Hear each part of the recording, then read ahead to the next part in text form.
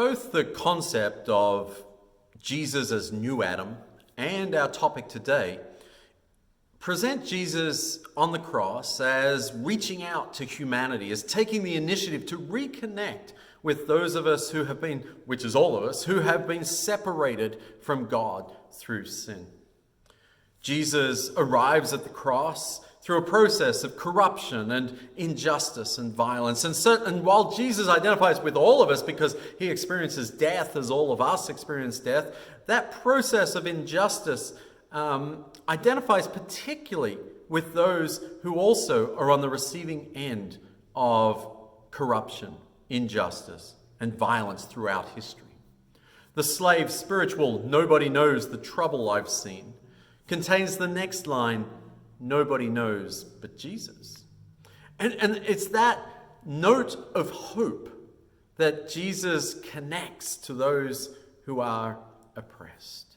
That when there is no recourse, when there is no court of appeal, when nobody can understand, when you're isolated and alone, that Jesus has already been there in each of those places, experiencing what I experience.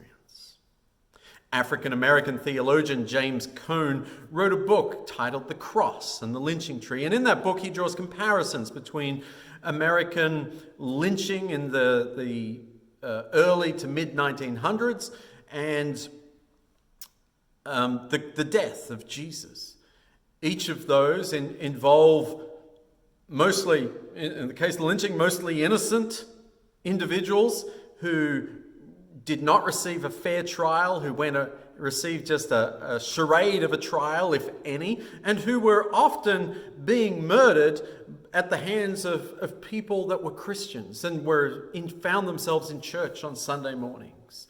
Jesus was likewise went through a charade of a trial with no justice. And instead of the Jewish religious leaders being his allies, they were the ones that put him upon the tree. And so what did Jesus do on the cross? He identified with those who were hurting. And perhaps this is some of what the Hebrew writer had in mind when he says that Jesus was tempted or tested in every way like we are. Not just like we as white middle-class Americans are, but whoever's reading that, whatever kind of oppression they're enduring. And so Jesus challenges us on the cross to consider whether we're really prepared to follow him to oppression, or if we're more enamored with Pilate and the facade of power and prestige that he represents. Jesus challenges us to value and pursue justice. And like Israel in exile, Jesus on the cross and slaves in the fields, to look for God's deliverance. And the last line of that song points us in that direction as it resounds, "Glory, hallelujah."